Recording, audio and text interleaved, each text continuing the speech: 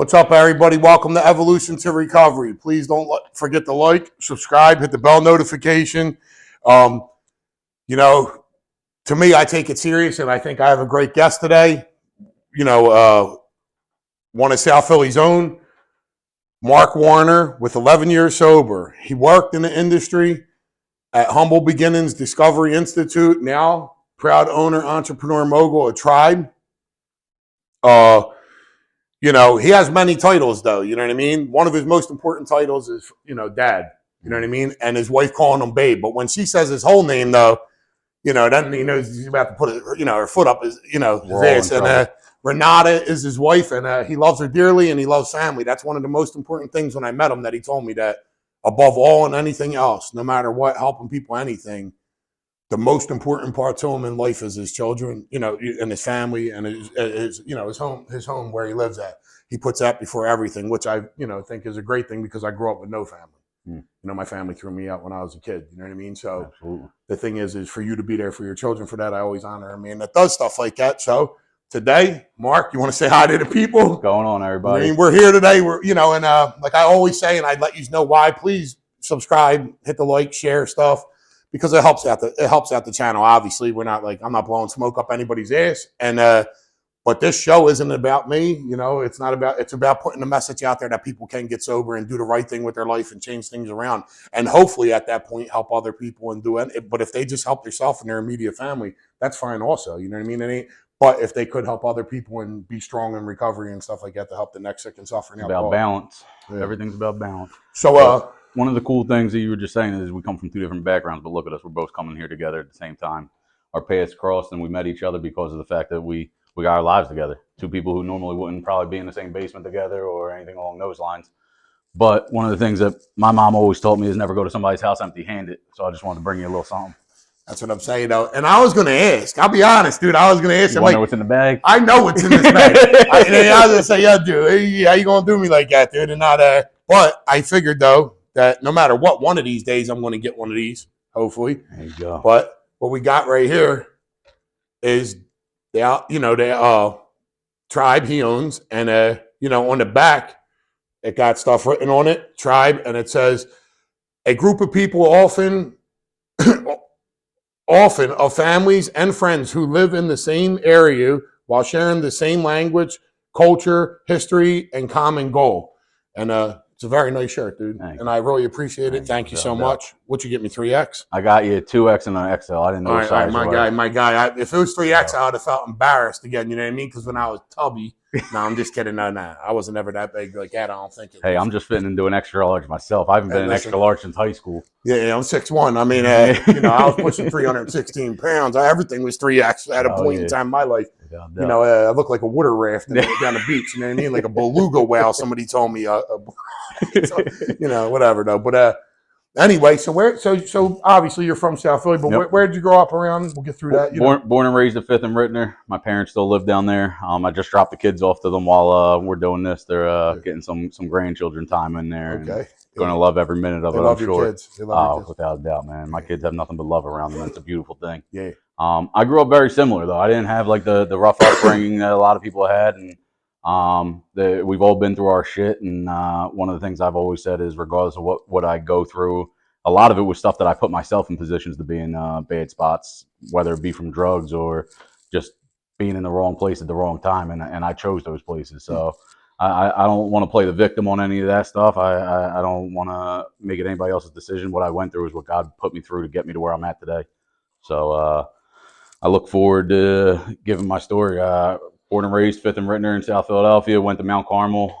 A lot of my lack of trust or misguided religion comes from my grade school era, and it caused issues when I first came into sobriety, because they're like, find God, find God, find God. And I'm like, I went to Catholic school, and they're talking about God, but yet telling me they're going to kick me out because my parents couldn't afford tuition one week. Where's the God in that? Well, yeah. So my dad had some choice words for the nuns, and did he? We don't want to say what they are though, but he did though. He had some. He called them what they were. Let's just say. Yeah. But at the end of the day, that having that background caused me some issues, and everybody's going to have their faith, and I respect everybody's faith. But for me, it just caused me to not have the ability to have full trust in where I was at when I'm being told I'm not going to be able to continue to graduate. They were about to not let me graduate because my parents were struggling to get tuition. These are two people who came from nothing, built themselves up 18 and 21 years old when they first had kids, struggled. They worked 2 to 3 jobs at a time, which is probably why I was able to kind of like fly under the radar and do what I was doing out in the streets while they were working.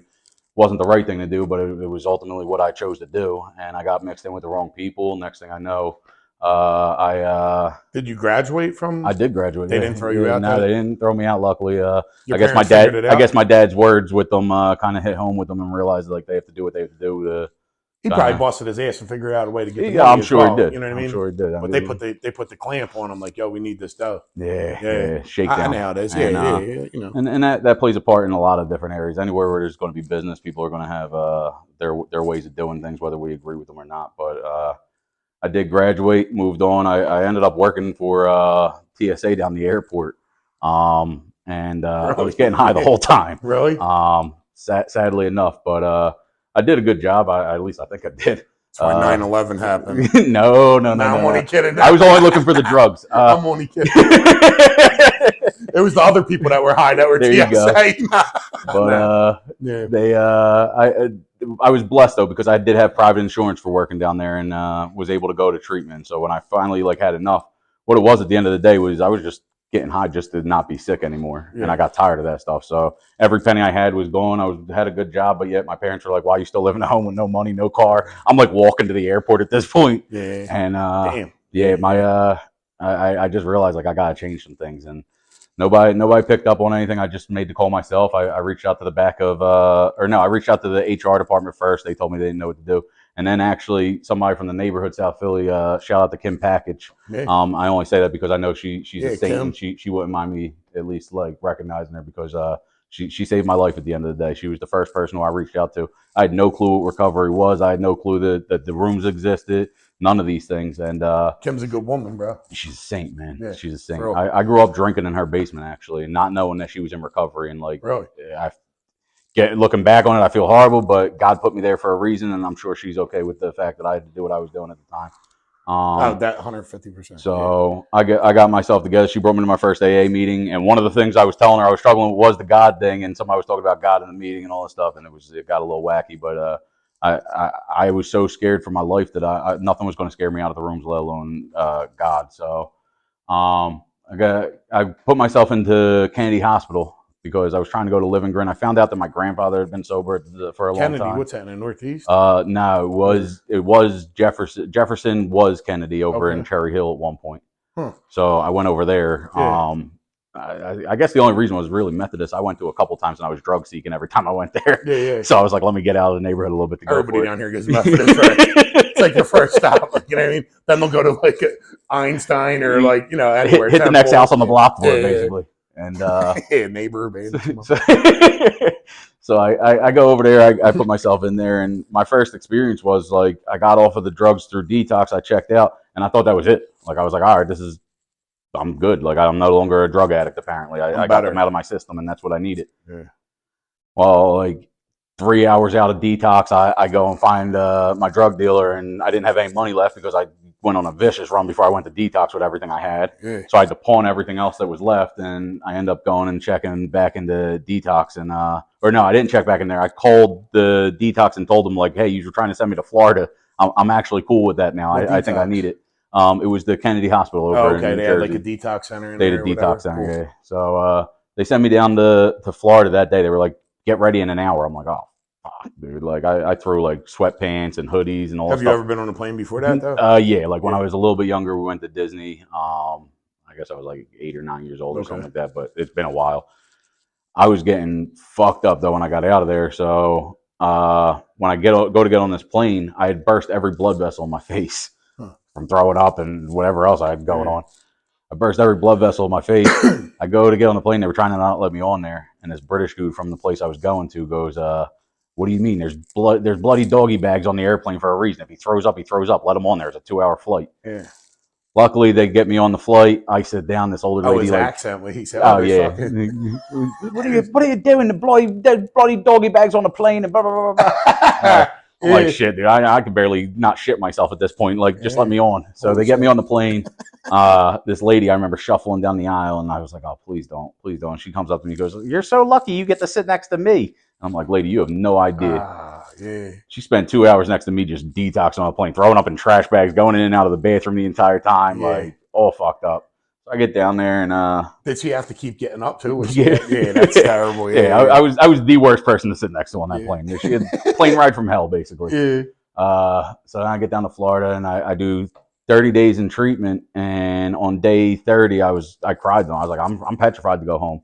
Number one, I did what I had to do to get high, so the things I was doing caused a lot of effects in the neighborhood. So whether you robbed the drug dealer or whatever it was, there were people looking for me at the end of the day, and I wasn't ready to go back and face whatever music I created.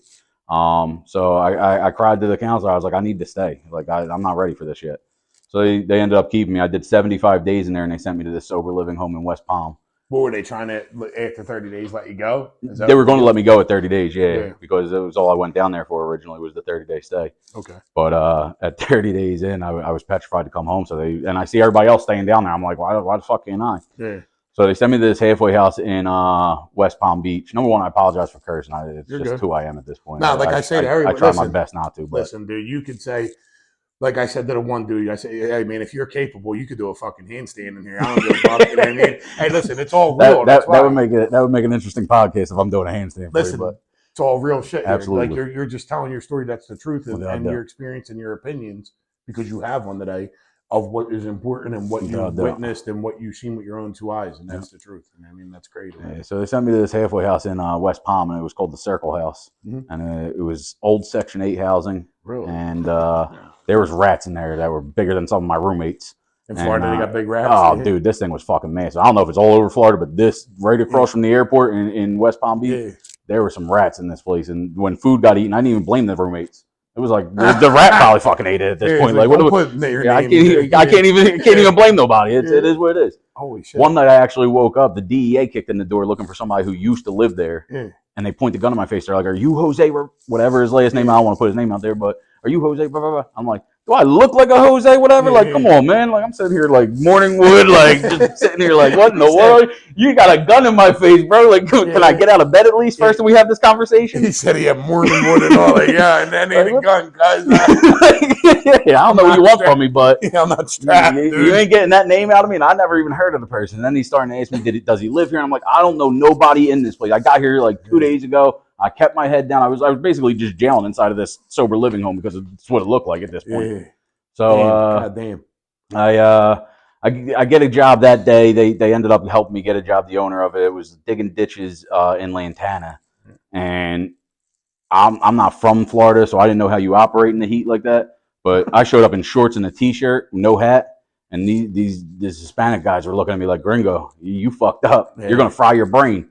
And they pulled a hat out of the car, and then they were looking for shirts and stuff for me and like jackets. I'm like, none of you guys are close to my size. Like, don't even worry about it. I'll be all right. You had the sombrero. So I was out there with like the big old sun hat and everything. I seen them down there, yeah. And I ended up getting like vicious sunburn, and I only did that job for like a week. I got one paycheck out of it. I paid my rent with it, and then the next week I was like, I can't do this no more. Like I'm not built for this. So I was like, I'm gonna go look for work. So while I'm looking for work, the owner of the house called me in for asking me like, what's going on? Why aren't you showing up for work there? And I said, I quit. I don't know what you want me to do. I can't be digging ditches in 100-degree weather. It's just I'm not built for this stuff. Yeah. And so he turns around, God bless anybody who digs ditches in that weather. God bless you. But it wasn't meant for me. So I get I leave there. I'm looking for work, and he gave me until that Friday to find a job, and I couldn't. Ends up kicking me out because I don't have rent to pay. I don't have a job, and he's like, "You're basically just like wasting space here." I'm like, "Wasting space here? You got rats in this fucking place." Like, what do you mean I'm wasting space? Like, I'm trying. It's not like I'm not trying. Yeah. So I was like, all right. And at that point, pride and ego kicked in. I was like, I can't call my parents and tell them like I'm homeless in Florida and I need to come home. I wasn't scared. It was more of like a pride and ego thing of like, you're mad. I'm not calling them because the first thing on their head is going to be like, oh, Mark's getting high again. Yeah. And I wasn't. I was sober as can be at that point. Yeah. So I go and I found out I had a sponsor at the time. I was still going to meetings, like homeless, going to meetings, had the sponsor. Like people were like looking out for me with meals and stuff like that, and like So you're on the street at this I was on the point. street. I was living Really? on the streets in West Palm Beach. Really? And you were going to meetings. Going to meetings. There was going to all the different clubhouses and stuff like that. It was honestly like what kept me surviving. I'm not a homeless person. I come from South Philly. Yeah. You if you're homeless out here, you got a couch to surf on regardless. Like people look out for you. Yeah. Down there, I didn't know nobody, so I'm on my own. And again, pride and ego. My parents are calling me and like I'm like, yeah, everything's going great. Yeah. Meanwhile, like life's fucked, man. Like I didn't know what I was going to do. So I got told by somebody like, why are you doing this? Like go to this place. It's a homeless shelter basically, and they set you up with this thing called the Hot Team. So I go in, I check in, and number one night one there, this guy's like trying to like, I don't know if he was trying to like steal from me or like trying to like do whatever he was. He was trying to like get real close, and I was just like, listen, here's the deal. I'm not here for a long time, and whatever the fuck has to happen here is going to happen, but you ain't going to come around me like this. Man. So I put my distance between him, and the next morning, luckily, I get picked up by this truck that I don't even know how I made it there. The thing was falling apart. And they told me, you're going to this place called Clean Time. Clean Time Inn. It's in Lake Worthless. It's probably still there. I check in and they throw my stuff in this thing for bed bugs. I'm like, this got to be a joke because there ain't no way this place don't have bed bugs at this point. But sure, do your thing. So they put me in this room and I had these two older roommates. One of them was an older Cuban guy who spoke no English whatsoever. I don't even know his name. Yeah. And then there was this guy, Eddie Diaz, who tried to tell me him and his brother were the Diaz brothers from Scarface. Like, fuck the Diaz brothers. That's who these guys were, is what he was trying to tell me. I'm like, sure. So I'm trapped in this little room that's probably about a tenth of the size of the room where I'm right now. And I'm sleeping next to these guys. You had to be home. If you weren't home by whatever curfew was, I can't remember what time curfew was, but if you weren't home, like the doors are locked and you're done. You're kicked out and you're homeless again.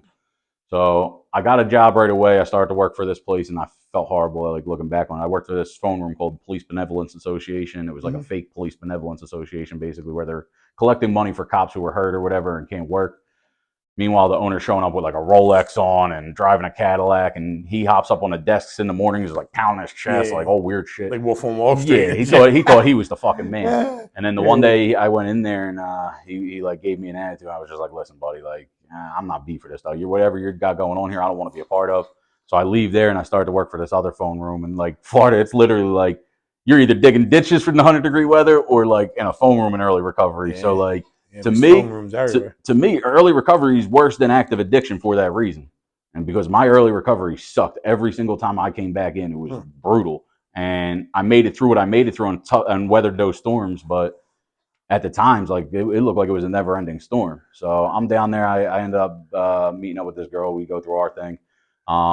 Ended up relapsing at that point, and I checked back into treatment. 75 days in, I put together 2 years sober after treatment. Took every suggestion. I stayed in Port St. Lucie this time. I stayed around a bunch of people who were doing things. Yeah, oh yeah, we were down there. Yeah. And I got the sponsor, got the home group, made commitments, was traveling to go to meetings, like doing everything I needed to do, and like all the stuff we learned in this program, and it worked for me.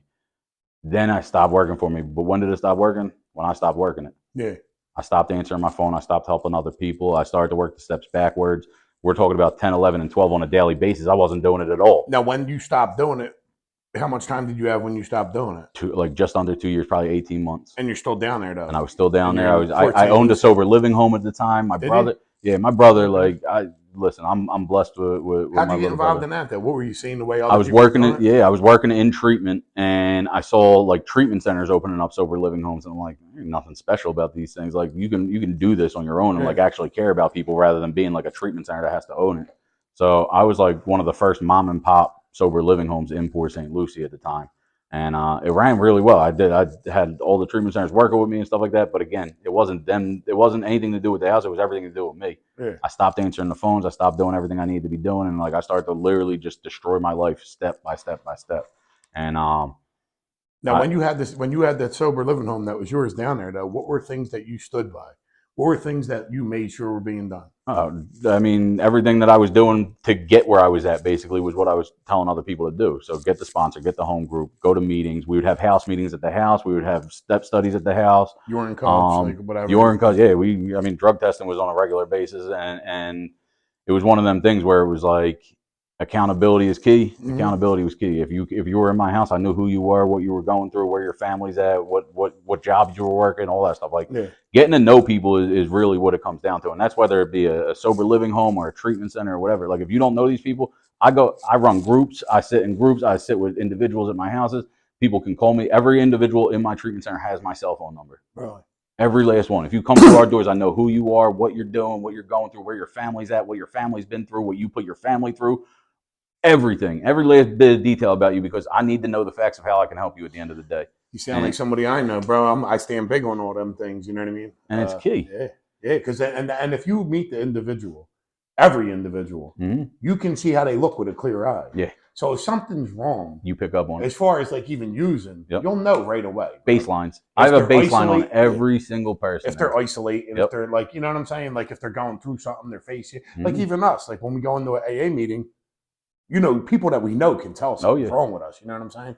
So that's a very valuable thing. Everything that I do for those people, though, for the individuals who are in our care, I do for myself also. You're talking about now? Now. Yeah. Still to this day. If I make sure that they have my baseline just like I have their baseline, because I'm just like them. There ain't nobody in that room, if I'm in a room with everybody, there ain't nobody in that room who's closer to the next drink than any one of us. I could go out there, I could be sitting in them seats as a client the next day. And that's one of the things I was about to get into is when I checked back out after I went out after almost 2 years, I go to treatment again, 75 days. So what? That's God bless government insurance, 75 days. Real quick. So what? So you had 2 years. You're in Port St. Lucie. You had the recovery. Yep. Did you wind up relapsing? I relapsed because I worked the steps backwards, and I ended up moving back out of that. Like I moved away from everything that was helping me, and I separated myself from everything. I didn't go around the sober living home anymore. And somebody called me for help. He got into my car. He had Dilaudid at the time. He was all messed up, and he was about to die. Honestly, he knew he was about to die. He was like, "I can't do these no more," and gave them to me. That's insane. When he handed them to me, something clicked in my head. Like, what the fuck, man? Like, I had no defense. They talk about the defense in the rooms. I had none because I just completely separated myself from the room, the steps, God, everything good in my life, and Dilaudid became my God.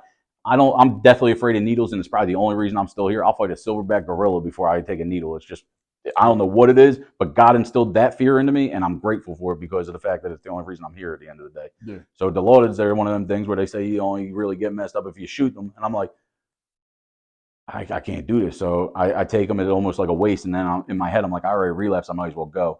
So the entire time down there, they're telling us about the bad neighborhood, Fort Pierce. Fort Pierce is the worst place on earth, blah, blah, blah, blah. You don't want to go there. And I'm like, I ran South Philly, I ran North Philly.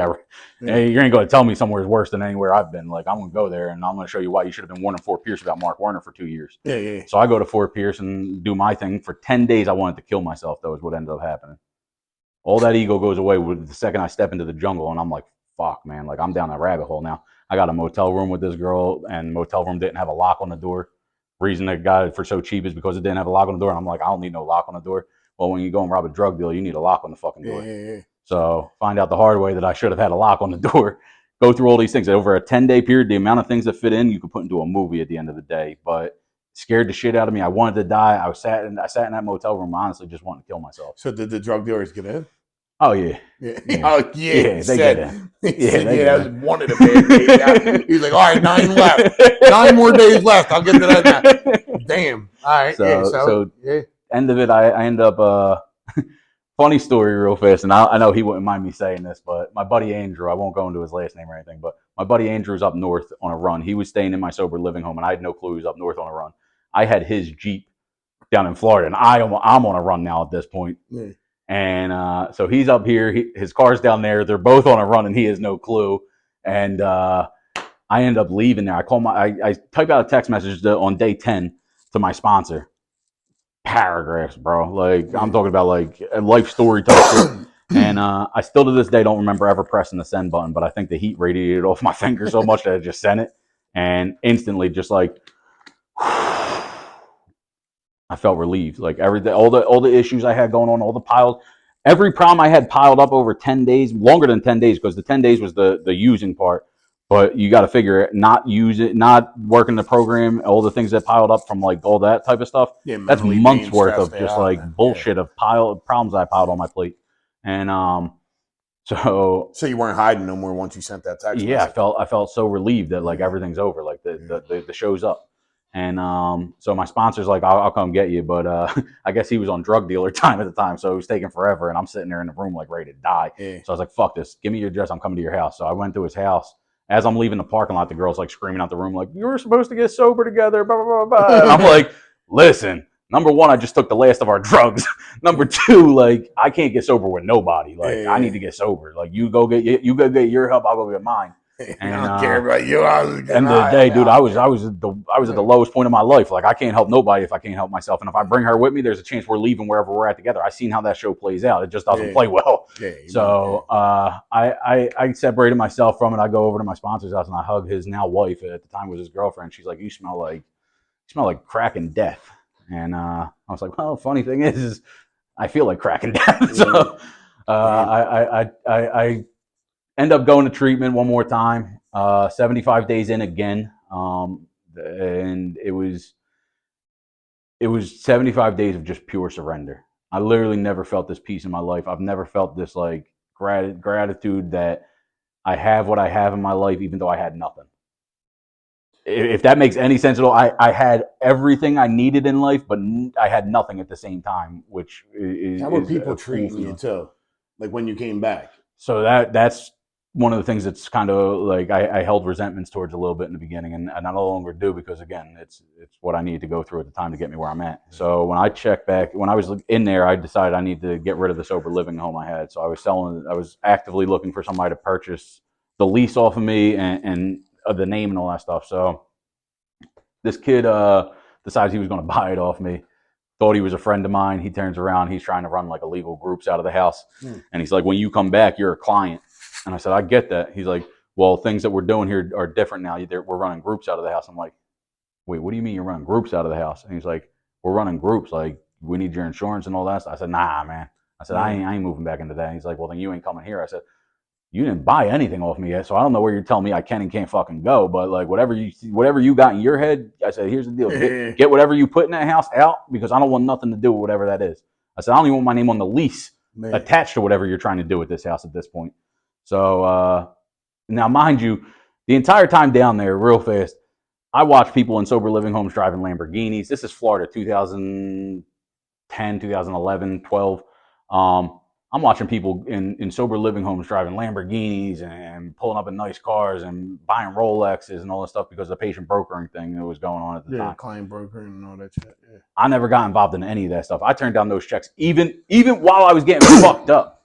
I never accepted a payment for a client at the end of the day because I knew that there's something wrong about what's going on and there's no way that could be right. Yeah. So I separated myself from it.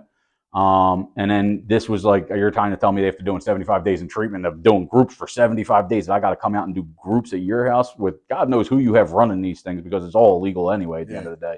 I was like, it's just not nothing I want to be a part of. Client. Yeah, pretty much. Knows, yeah. You know what I mean? So I get him out of there and ended up selling it to this other guy who I really liked. He was just respected what he was about. He didn't really have much to give. It was way less money than what it was going to be. And I gave all that money to my little brother who helped me start the thing at the end of the day because he needed to recoup some of the money that he put in. Was he down there with you? Nah. He's up here. He's a normie. One of the best dudes you'll ever meet in your life, man. My brother is everything I ever desire to be in life. Let's put it that way. And he's not a sober individual. So, so we come back up, or I get back out of treatment. I go back into that house as a client, which was like, to me in my head, I was trying to humble myself. I just need to realize that like what I thought I had nothing. Does everybody there when you get there though? Do they know? They know. They know. I scholarship some of these dudes into the house. I got a lot of judgment passed against me. One of them actually said, and I'll never forget these words. So and so bought the house off of you. I'm glad you'll have money to go back in your pocket up north with. Basically saying like you're going to go relapse. Like enjoy that money while you're up there. So they were being smart. Yeah. And this is somebody who I let into my house with no money, no nothing. I put food on his plate. I put clothes on his back. Like, and I didn't do those things for recognition by any means because I never told anybody about that stuff, and I won't even mention his name. But those types of things are like, wow, that's how we feel about people. Is like somebody messes up. You didn't do it to get treated like shit either. When you came back, like that person was, when they came in. So I that happens a lot though. Yeah. So I leave. I decided then I was going to move back up. I have an older brother who I don't want to get into that side of the story, but. His wedding was coming up, so we were moving back up. I decided I was going to move back here, and I come back up north. I get right into the program right away. I decided I'm going to go right to the South Philly group. I showed up to the South Philly. You were actually at the meeting I went. No, Sacred Heart basement. Yeah. You were actually at the meeting that I went to on my first meeting back up. When I seen you the other day, There it is. You know, Yeah. I remember. Oh It. yeah. I remember. It. So I walked into that meeting. I had shorts on and a t-shirt. It's fucking freezing out, Yeah. and I walked in there and I was just like, I'm here to save my life. Like I can't do this no more. I raised my hand. I shared that. Like I just moved back up here. I'm from Florida. Clearly, like I'm wearing shorts and a t-shirt. I ain't got nothing. I need help. Like people, please surround me. If you're doing the right thing, please surround yourself with me. And I dug deep into the program. I between here and South Jersey, because I started to work for a sober living home in South Jersey, and it was a treatment center, Humble Beginnings. Yeah. I started to work over there in the beginning, and I was a house manager. It gave me the ability to provide for myself still. I wasn't making a lot of money. I think I was making like $8 an hour or something like that. But it gave me the ability to put a couple dollars in my pocket, help other people, give back, and still be a part of going to the meetings and stuff like that, and without having to like dive right back into like some sort of work up here. I move on from there. I ended up becoming from house manager to tech of the IOP that we opened up over in Jersey. Built that IOP up to a 75-person IOP. Switch over from a 75-person IOP to opening up a 35-person PHP program in Willow Grove, PA.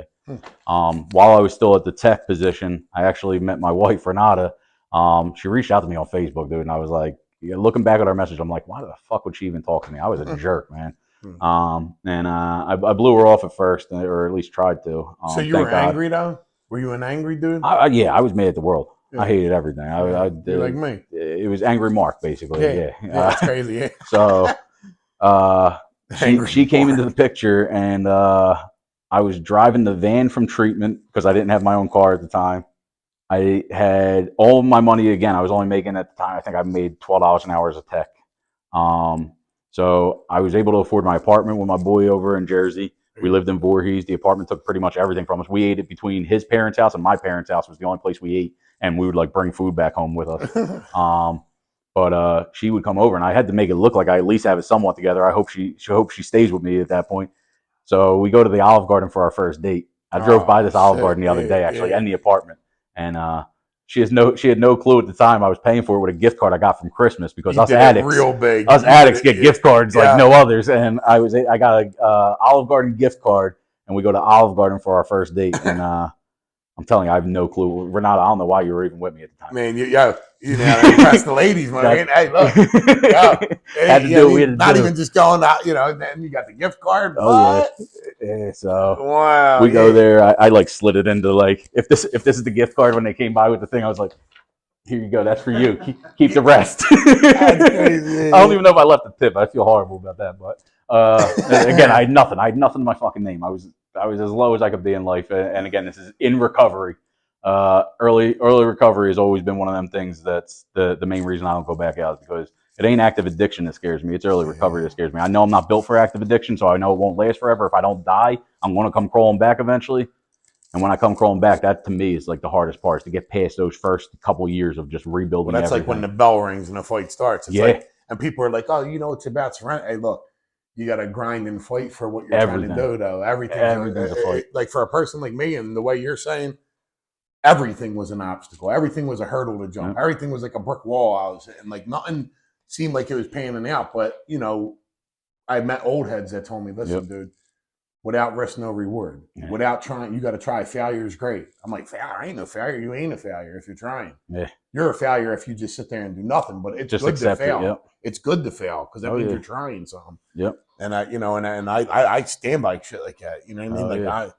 You got to grind for what you want, dude. You got to grind for what, and ain't nothing wrong with it, dude. If you put the footwork to build it, there's nothing wrong with that. So, and that's one thing I if you want it, you got to earn it. I earned everything I ever had in life, and me and my wife literally come from absolutely nothing. So to be able to look back every day and see what we have, that's why I know there ain't nobody else out there that I care to be with or want to be with or any of that stuff, because I have my road dog. We'll take over the world together, and that's what I have, and I'm blessed for it. So, we stuck together at that point. I was 26 years old when we met. At 28 years old, I bought my first home, and we got married. Paid for the wedding ourselves. Her grandmother helped out with like the flowers. My parents help out with because they have 3 sons. They keep everything equal. They help out with just the rehearsal dinner, which is more than. Now, are you still working at Humble Beginnings? I was still working at Humble Beginnings at the time. Humble Beginnings had, at that point, had gotten bought. So they originally were trying to merge. They ended up getting bought. And I don't want to go into details about the whole thing, but a month before my son's born, at 30 years old, they were through their transition period, I guess, and were done with me at the company. So at 30 years old, 5 years sober, I get let go from the job that I've had since day one when I moved back up here. And we're about to have a baby. I now have a home. I moved to Willow Grove. I moved to Warminster because of working in Willow Grove. Like, there was a lot of decisions that were made that were bought into this, and there was a lot of fear that came up that I was like, but what I did with that fear was realize that, like, ain't nothing going to happen if I'm scared of this. If I sit here in fear and I let this cripple me, like, I won't land on my feet. Yeah. So when they let me go, I'm in the parking lot. They call me over to Jersey #1, which is what it is. I live in Warminster. You have a facility in Willow Grove. You call me to Cherry Hill, whatever.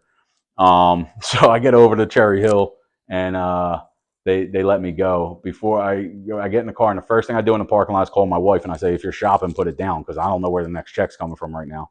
9 months pregnant, I have to tell my wife this. Like, high risk pregnancy. We could have lost a baby with the wrong move. Like, there was a lot of shit that went on before I called her, like, in my head, that, like, I gotta figure this out. But I call her and I say this, and she says, so what are we gonna do? Like, in a panic, I said, don't freak out. Give me a little bit and I'll figure this out. I get off the phone with her and I called somebody, and I got a job that day before I left that parking lot.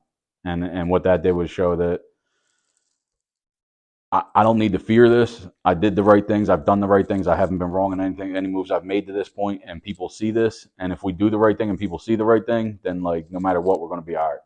And the three things that, like, I noticed happen to me in situations like that, and has throughout the whole time, because I almost got, I got about the same time you have, you know what I mean? Is I get pissed off and angry, mad. It's the world's fault. That's my first thought. Boom. It's I wanted to drop kick the lady across from me. Why'd they let you go? Like, why this happened? That ain't cool. Why they act like that? What, like, oh, just because they can, they will. Then I snap out. I get all mad. Then the fear and overthinking comes into play, and then it's the fire, the gas that throws on, like, the fire of me. That helps me succeed.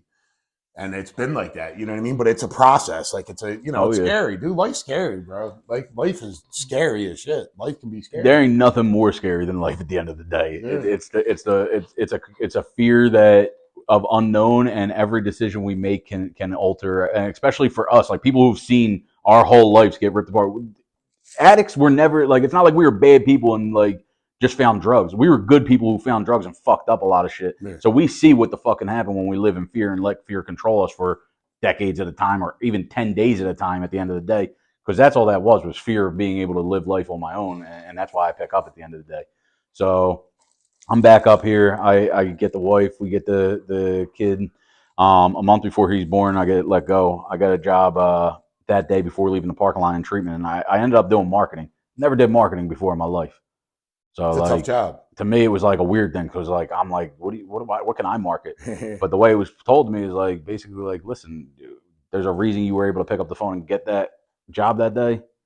It's because of the fact that, like, you've marketed yourself already. So now it's about marketing a facility.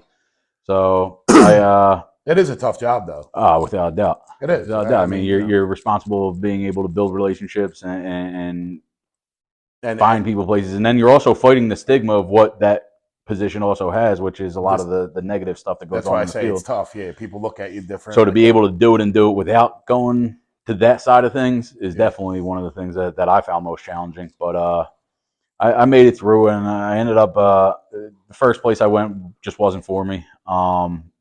Good people, great people. I mean, again, anybody who picks up the phone right away and says, "We'll figure this out with you," is a good person. But it just wasn't for me, the job. So I ended up going to my buddy has Discovery Institute. My buddy Nick Boatman has Discovery Institute in Marlborough, New Jersey. So him and my boy Sean Garcia. Sean was in my sober living home with me. He was my roommate in sober living back in Florida. Okay. And Nick was I was his house manager when he was in sober living down in Florida. Okay. So both of them I've known for a while. Both of them we've seen where we came from with nothing. And they came up here and they came up here and started that. Discovery's been around for 50 years, and they were about to close their doors. Nick found a way to be able to help them keep their doors open, not just keep their doors open, but now they're thriving. Almost like 10 years later after he stepped in. Open. They're still open, doing incredible. So I stepped in there, and their words were like, "We don't even know what we're hiring you for, but like we got you." So Shout out to Discovery. shout out to Discovery, without a doubt. So I go in there and I stepped into the marketing position in the beginning. Did that for a little while, and then they had a need for operations because things were struggling a little bit. So I step into the operations role, and it was number one the first time I ever worked in a detox res internally. I'm used to outpatient settings, PHP, IOP. Detox res, it's a whole different beast. This is a 120 bed facility. They had at the time drug court on the top floor, where you have everybody who's in there jailing, not allowed to leave. They come and go in handcuffs type stuff.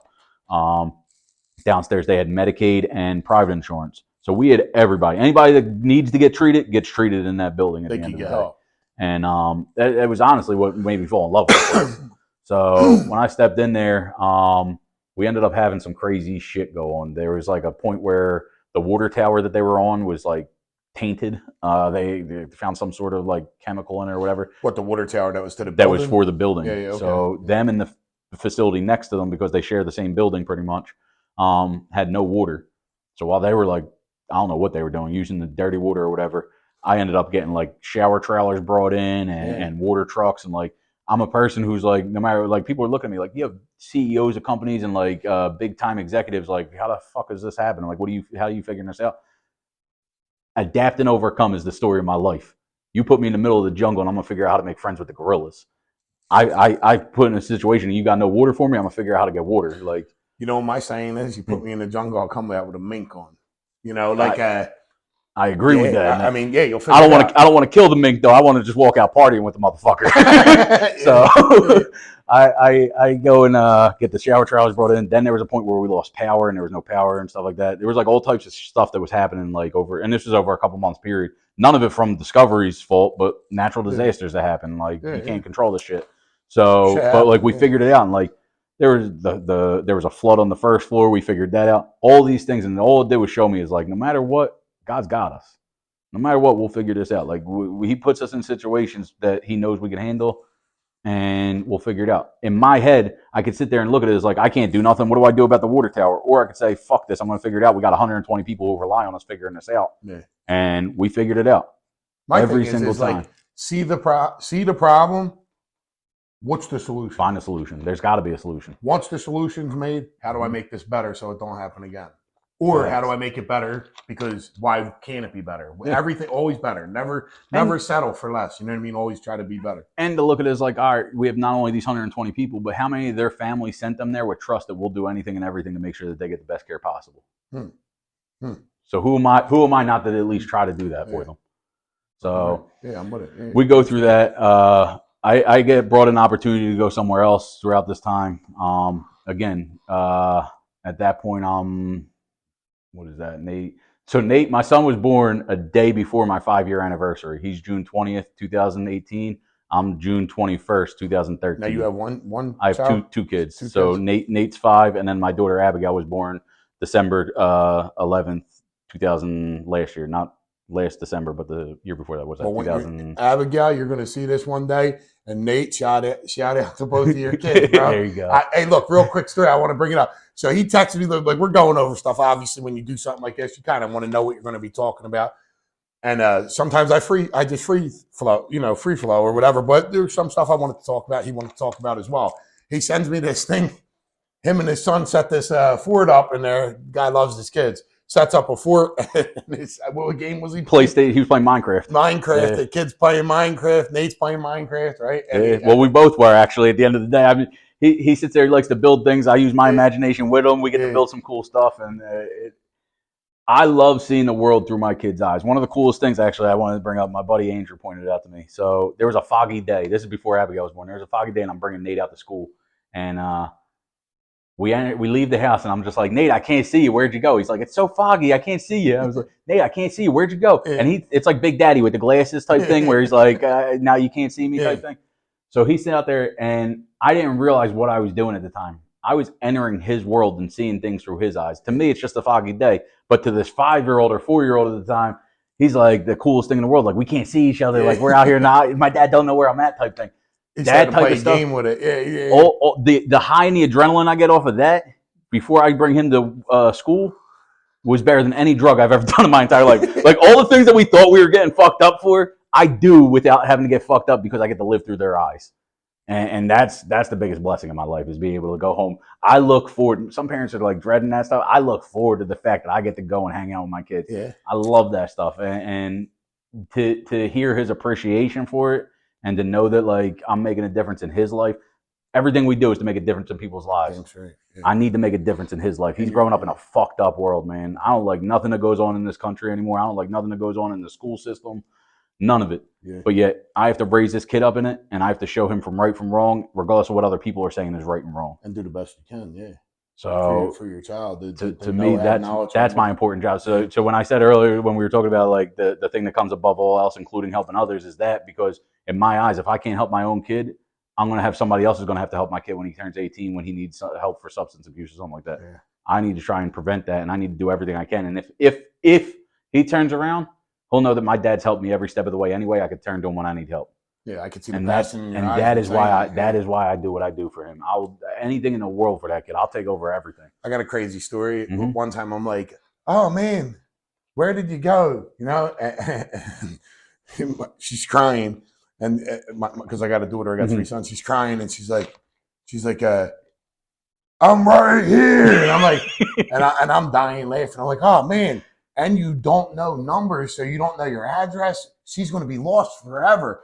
Freaking out. Like, yeah. It went like completely the wrong way.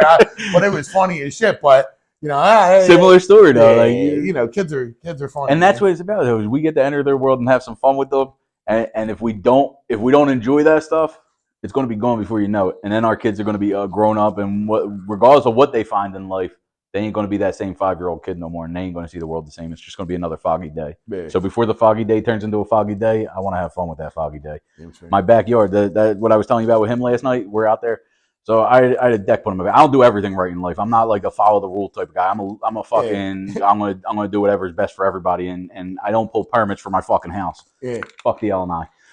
But I go back there. They shut down a project on my house, and I see this room that's like a miserable thing. But yeah, in my kid's eyes, he's like, "Dad, we can build a secret base here, and nobody will know it's here." I didn't want to bring it up because I knew the L&I story. Honest to God, he told me this story. I'm like, dude, I didn't want to, you know, but like the dude, that's why I brought up the story though, because without bringing up the L&I part, and even though you said it, it's cool. But is that how you looked at it and how you you know had your kid out there? But go ahead, my bad, I ain't even interrupted. No, but yeah, you know what I mean. Like it was. But he sees it as a secret base, and to me, it's like, you know what? Maybe this, whatever it is, it's God putting me through. I'll figure it out, and we'll get through it. We'll work with L&I, regardless of how bad I don't want to.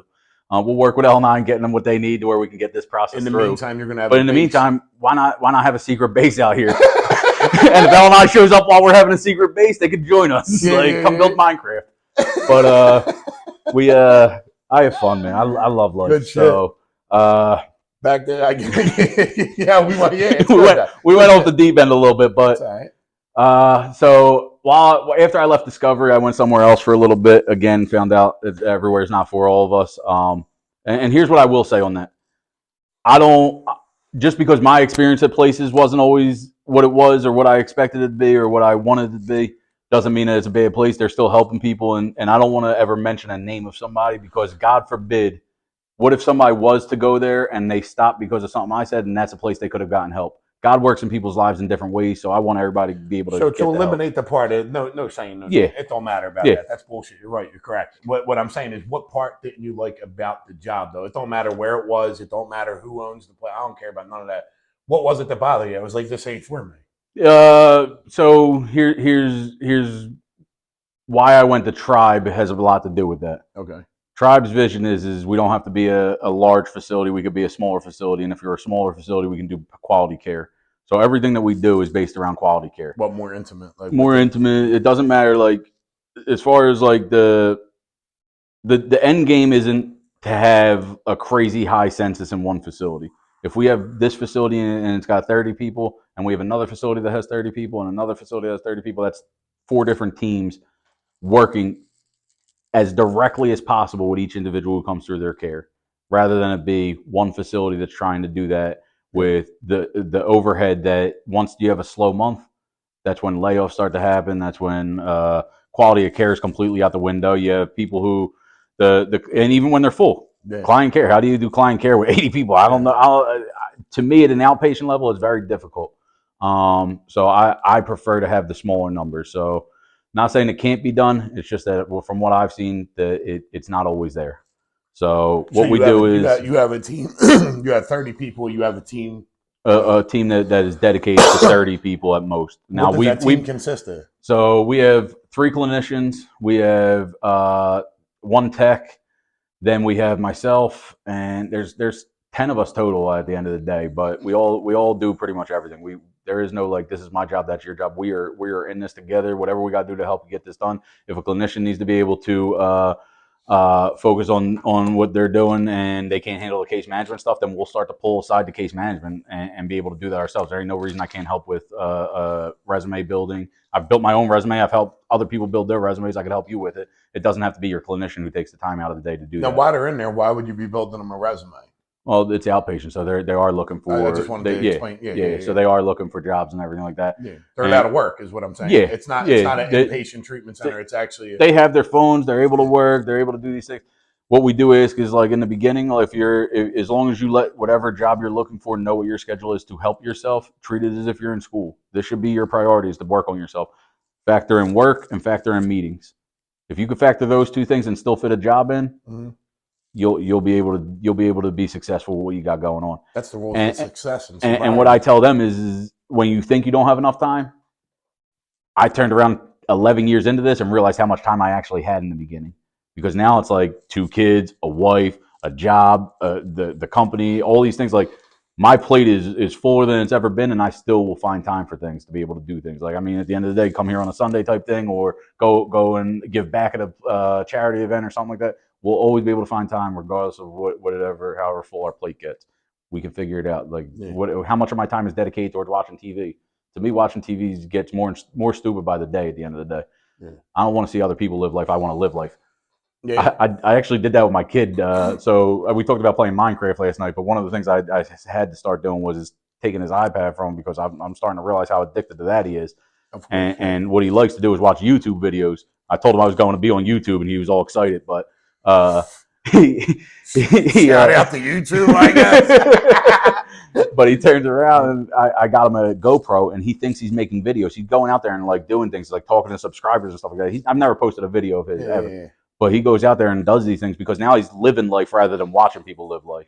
So now you're taking out. Now what are you going to do when you show him this? You're going to have to give it back to him. Yeah, watch YouTube now only. But I'm going to take this away from you in 5 minutes. You're like, what? That? Nah, but so it's like little stuff like that. I agree with you. I think times changed. Without kids doubt. Used to play in the street, like I know you did. Oh yeah. They used to do all kinds of shit like that. Like like I used to play. Like there was a game like they call it Jailbreak. I don't know what Cops and Robbers. Yeah, like shit like that. Like where there's a base and you run and everybody catches you. I mean, we were a little goofy. Half the games we played would be offensive to people today just because of the name of like them. Like this one I was about to bring up. It was called Hide the Belt. Sick ass game, but everybody would like know where that goddamn belt was. But if you found the belt, you hit everybody with the belt that was close to you until they got on base. Point being is you would wait. Like, I know where the belt is. You wait till everybody starts getting close and shit, and then you got the belt. So it was a demonic game, but I only played it once. Once a day. Yeah, sick. But we used to play, dude. We used to play. Like, I did a lot of messed up shit when I was a kid. Like, we used to break shit and do dumb shit. Like, we were bad kids, a lot of us in my neighborhood, you know. And but the point is, though, is that kids play now, dude. They're all on the Xbox. They're stuck to it. You know, people are like, oh, times are changing. Like, if they want to drive equipment, and that's cool. But, like, I mean, dude, like, human interaction is lost. And, like, me, like, I watch stuff on, I watch, like, stuff on YouTube and stuff to learn stuff. And, like, me, I watch reels once in a while on Facebook. But, like, I'm not really all into that, like, funny shit like that. I try to make some funny stuff for my people to watch. But, really, the truth is, dude, is if a person, I noticed even kids, like young kids, like 18, 19, like if they're single, you can't walk down the street and be like, hi, how you doing? Like, and start communication's gone. Nah, you got to like hit people up on like this and that, and they're telling people like going Christian mingle. What the, Yeah. like that's weird. It's weird, and I think it's messing up society. We've lost the ability to communicate with each other at the end of the day, and it's also why a lot of people think about this. How many times are you driving in a car and people just start slamming on their horn and snapping out? And it's like, if you only knew who you're snapping on right now. Yeah. And I'm not saying I'm somebody who should be feared by anybody, but if you only knew what I'm cool with doing at the end of the day, and going out there, and if you bring it my way, this is what comes of it. But yet, this person's driving in their car feeling completely safe to do so because of what?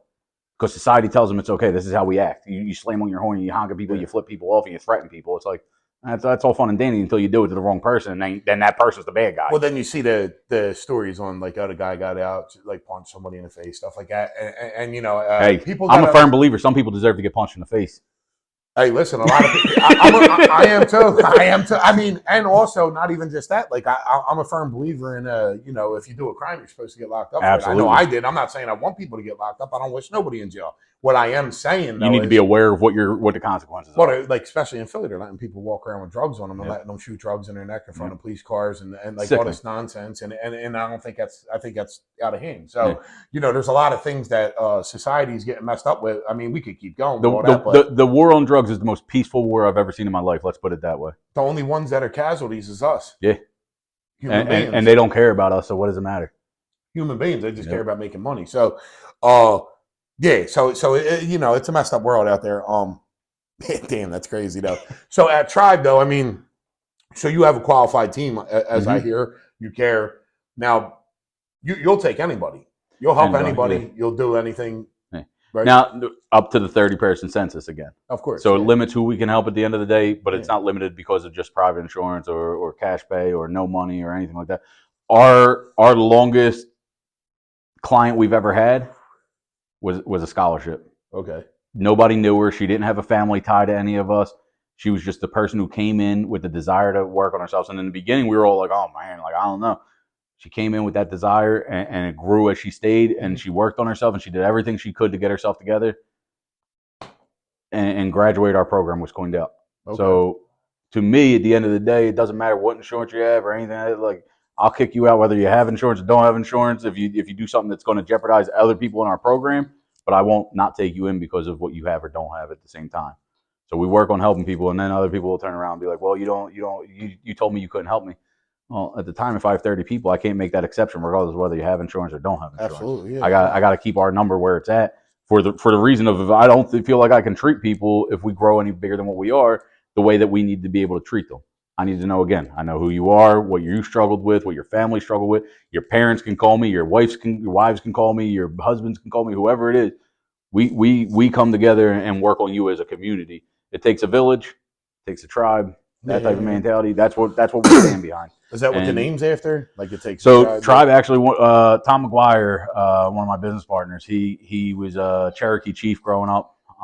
So Marlton, the Cherokees, like the high school.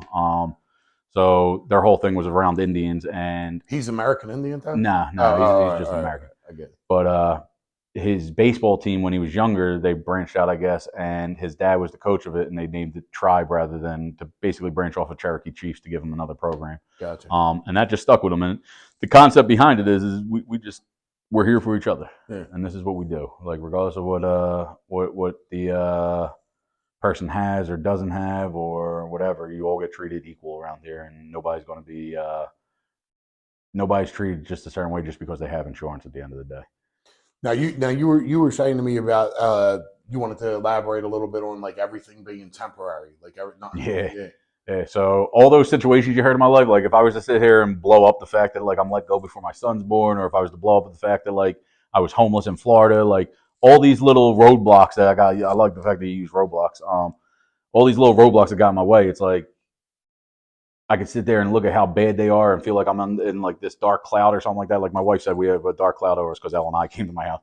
I'm like, if you only knew, this ain't nothing. If this is a storm, I mean, this is like a sun shower to me. Yeah. We'll figure it out. But the dark cloud thing and all that other stuff, like it's all temporary. Whatever it is going to pass. I've never seen a storm last forever out here. Yeah.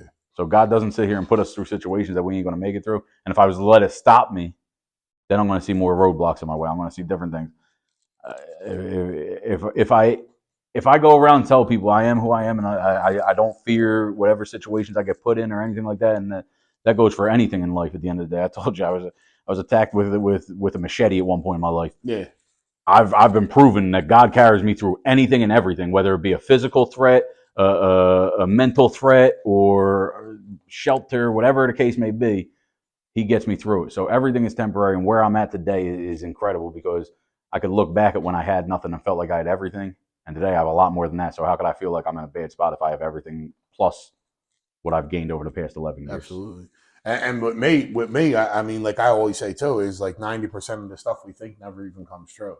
Yeah. So when a problem arises, that 10% that we're dealing with, the 90% that our brain's telling us, dude, it's just us digging into it and overthinking and making stressing and adding more worry when 90% of it ain't going to, and the 10% is going to go away. It's only temporary, you know? So I think, I believe all that too. Like a lot of things are temporary, but when you're living in the moment, it can be frightening. It can put it. Well, this too shall pass. This too shall pass. It's all temporary. That no matter what, I've made it through. So why can't I make it through this?